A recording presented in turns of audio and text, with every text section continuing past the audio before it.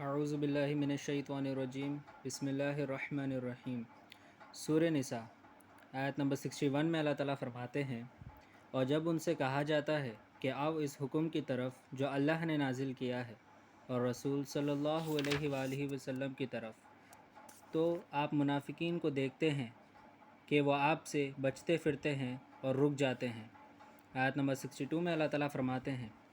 پھر کیسی جان کو پڑتی ہے جب ان پر مصیبت آ پڑتی ہے ان کے اس عمل کی وجہ سے جو وہ پہلے کر چکے ہیں، تو آپ کے پاس بھاگے آتے ہیں، قسمیں کھاتے ہیں کہ ہم تو بھلائی ہی چاہتے ہیں اور ہمارا مقصد باہم اختلاف تھا۔ آیت نمبر 63 میں اللہ تعالیٰ فرماتے ہیں، یہی وہ لوگ ہیں جن کے دلوں کی باتیں اللہ خوب جانتا ہے، تو آپ ان سے تغلف یعنی بات نہیں کیا کیجیے اور ان کو وارننگ ہی کرتے رہیں اور خاص انداز سے باتیں کریں جو ان کے دلوں میں اثر انداز ہو۔ آیت نمبر 64 میں اللہ تعالیٰ فرماتے ہیں، اور ہم نے کوئی رسول نہیں بھیجا مگر محض اس لیے کہ اللہ کے فرمان کے مطابق ان کی اطاعت کی جائے، اور یہ لوگ جب اپنے حق میں ظلم کر بیٹھے تھے اگر تمہارے پاس آتے اور اللہ سے معافی مانگتے اور اللہ کے رسول ان کے لیے بخشش طلب کرتے تو اللہ بھی ان کو معاف کرنے والا اور بڑا مہربان پاتے۔ آیت نمبر 65 میں اللہ تعالیٰ فرماتے ہیں، قسم ہے آپ کے رب کی، یہ لوگ ایمان نہ لائیں گے جب تک وہ اپنے تنازعات میں آپ کو منصف نہ بنا لیں، اور جو فیصلہ آپ فرما دیں اس سے تنگل نہ ہوں بلکہ اس کو خوشی سے مان لیں۔ آیت نمبر 66 میں اللہ تعالیٰ فرماتے ہیں، اگر ہم ان کو حکم دیتے کہ تم اپنے آپ کو قتل کر ڈالو یا گھروں کو چھوڑ کر نکل جاؤ تو ان میں تھوڑے ہی ایسا کرتے، اگر یہ اس نصیحت پر عمل کرتے تو ان کے حق میں بہتر ہوتا اور دین میں بھی زیادہ موجب قدمی کا موجب ہوتا۔ آیت نمبر 67 میں اللہ تعالیٰ فرماتے ہیں، اور اس وقت ہم ان کو اپنے ہاں سے بہت بڑا صلہ عطا کرتے۔ آیت نمبر 68 میں اللہ تعالیٰ فرماتے ہیں، اور ہم ان کو سیدھا راستہ بھی دکھاتے۔ آیت نمبر 69 میں اللہ تعالیٰ فرماتے ہیں، اور جو لوگ اس کے رسول صلی اللہ علیہ وآلہ وسلم کی اطاعت کرتے ہیں وہ ان کے ساتھ ہوں گے جن پر اللہ نے اپنا بڑا انعام فرمایا، یعنی انبیاء اور صدیقین اور شہداء اور صلحاء، ان کی رفاقت ہی بہت خوب ہے۔ آیت نمبر 70 میں اللہ تعالیٰ فرماتے ہیں، یہ اللہ کا فضل ہے اللہ کی طرف سے، اور اللہ کافی ہے جاننے والا۔ آیت نمبر 71 میں اللہ تعالیٰ فرماتے ہیں، اے ایمان والو،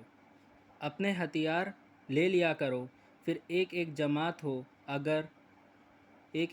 ہو کر نکلا کرو، یہ سب اکٹھا کچھ کیا کرو۔ آیت نمبر 72 میں اللہ تعالیٰ فرماتے ہیں، اور تم میں سے کوئی ایسا ہے جو لڑائی سے جی چرائے، پھر اگر تم پر کوئی مصیبت آ پڑے تو کہتا ہے کہ اللہ نے مجھ پر بڑی مہربانی کی کہ میں ان میں موجود نہ تھا۔ آیت نمبر 73 میں اللہ تعالیٰ فرماتے ہیں، اور اگر اللہ تم پر اپنا فضل کرے تو ایسی بات کرے گویا تم میں اور اس میں کوئی دوستی ہی نہیں تھی، کاش میں بھی ان کے ساتھ ہوتا تو مقصد عظیم حاصل ہوتا۔ آیت نمبر 74 میں اللہ تعالیٰ فرماتے ہیں، تو ہاں اس کو چاہیے کہ اللہ کے راستے میں ان لوگوں سے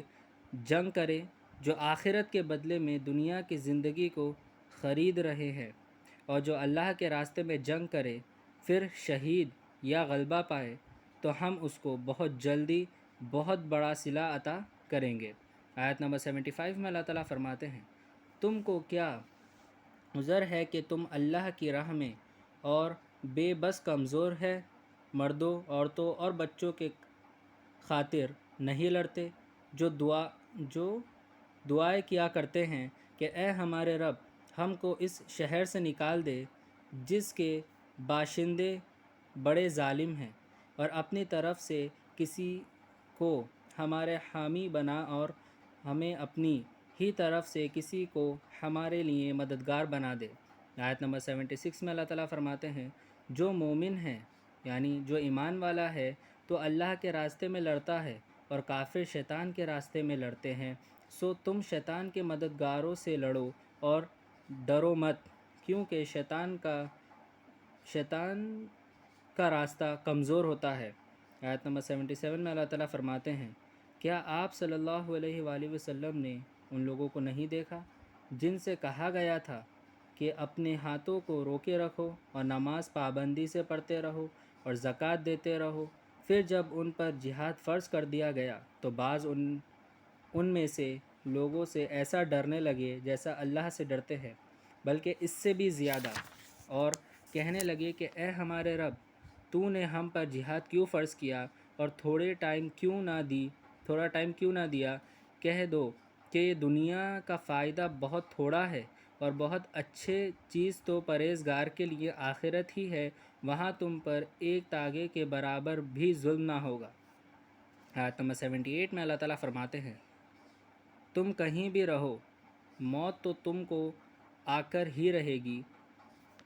خواہ تم بڑے مضبوط قلعوں میں رہو، اور اگر ان کو فائدہ ہوتا ہے تو کہتے ہیں کہ یہ اللہ کی طرف سے ہے، اور کوئی نقصان ہوتا ہے تو یہ آپ صلی اللہ علیہ وآلہ وسلم کی طرف سے ہے۔ کہہ دیجئے سب اللہ ہی کی طرف سے ہے، ان لوگوں کو کیا ہو گیا ہے، اتنی سی بات بھی نہیں سمجھ سکتے۔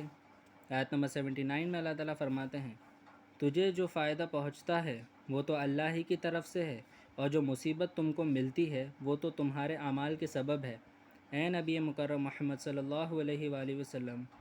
ہم نے آپ کو تمام لوگوں کی طرف اپنا رسول بنا کر بھیجا ہے، اور اللہ گواہ کافی ہے۔ آیت نمبر 80 میں اللہ تعالیٰ فرماتے ہیں، جس نے رسول صلی اللہ علیہ وآلہ وسلم کی اطاعت کی، یعنی رسول اللہ صلی اللہ علیہ وآلہ وسلم کو فالو کیا، اس نے اللہ کی اطاعت کی، یعنی اللہ کو فالو کیا، اور جو روگردانی کرے یعنی منہ پھیر لے، سو اللہ نے تم کو ان کا نگران کر کے نہیں بھیجا ہے۔ صدق اللہ العظیم و صدق مولانا رسولہ الکریم۔